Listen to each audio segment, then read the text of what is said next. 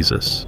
For centuries, the Western world has handed us a single picture of Christ, a pale-skinned, blue-eyed figure draped in flowing white robes gazing gently into the distance. This is the Jesus of medieval cathedrals, Renaissance paintings, and Hollywood films. But here's the shock. This was never the only image of Jesus. In fact, it was never the first. Travel south beyond the deserts of Egypt into the ancient kingdom of Ethiopia, and you will encounter another Christ.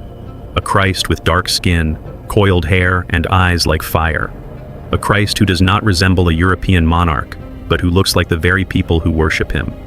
This is not a modern invention, not a political correction. This is history. This is what the earliest African believers painted, carved, and sang about in their liturgies. Why does this matter? Because images shape faith. When you alter the face of the Messiah, you alter the message of the Messiah. The Western Church told the world that salvation wore a European face. Ethiopia declared from the beginning that salvation looked like them. And if Christ could look like them, then Christ could stand with them, suffer with them, and redeem them. Look to the evidence. In the rock-hewn churches of Lalibela, carved into solid stone in the 12th century, but preserving tradition's much older murals, show a black Christ enthroned holding the gospel in his hand. In icons preserved in Ethiopian monasteries, Jesus is painted with deep brown skin surrounded by disciples who resemble the children of Africa. Even in the earliest fragments of Christian art from Nubia and the Horn of Africa, Christ is unmistakably black. Contrast this with the West. By the time Christianity became the religion of the empire in Rome, art began to shift.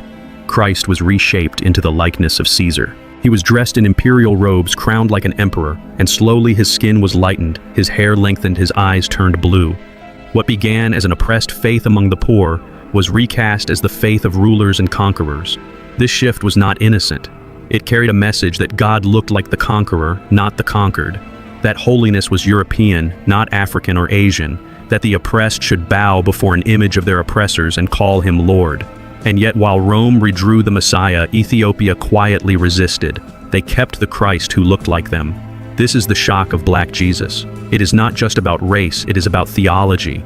A whitewashed Christ preaches a gospel of empire. A black Christ preaches a gospel of liberation. One comforts the throne, the other overturns it.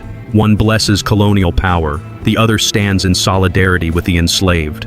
History supports this. When European missionaries first arrived in Africa in the modern era, they were stunned to find Africans already worshiping a black Christ. They dismissed it as heresy, even mocked it as barbaric art. But the Ethiopians replied, "This is the Christ we have always known." Their faith did not come from Rome or Canterbury. It came from Jerusalem, carried south by the earliest apostles, and preserved without the distortions of empire.